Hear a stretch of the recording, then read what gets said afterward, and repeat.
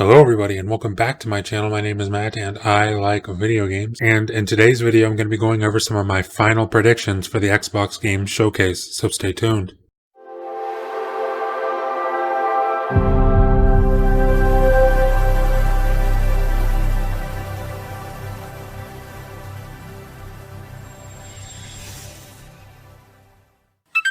So as many of you may or may not know, and let's face it, I'm a very small YouTuber, so you probably don't know, but I am only guaranteed to release one video a week, and that is on Mondays at 9 a.m. Eastern. Sometimes I'll do more videos throughout the week if there's something I really want to talk about or if there's some big news happening, but generally it's usually one video a week. And with that being said, that means that this is likely my last video before the Xbox Game Showcase event later this week. So I decided I would just go over and possibly revise some of my predictions that I had for the showcase in earlier videos, so let's get started. First of all, I think it's important to note that according to everyone at Xbox, the pre-show with Jeff Keighley is apparently a must-watch. Now this show will take place at 11 a.m. Eastern or 8 a.m. Pacific time, and there are said to be some pretty interesting reveals during this pre-show. Now I'd assume that these reveals will be smaller indie titles, which I think is the safe bet, but that being said, I do have some wild predictions for this pre-show, with the wildest prediction being a Lockhart announcement, which is something that almost 110% will not happen at this event. I mean, it's already widely speculated that Xbox will be holding an August event for their hardware announcements, and we also assume to see their price reveals at the August show as well. So like I said, this is almost certainly not going to happen at this pre-show event. But that being said, I do have another prediction for this pre-show event. And this prediction is a lot less wild, but it's still pretty spicy. And that is a Halo Infinite multiplayer gameplay reveal. Imagine how hyped that would get everyone if they revealed multiplayer gameplay at the pre-show event. And honestly, I think that's kind of the perfect curveball for 343 to throw. They bait us in with the campaign gameplay reveal at the main event, and then they hit us with the multiplayer and the pre-show. And this would be perfect because that means that at the end of the pre-show, they could announce that Halo Infinite's multiplayer beta would go live after the main event. And I guarantee you that would set Twitter on fire with hype. And that's a mic drop moment before the main event even starts. Now realistically, I don't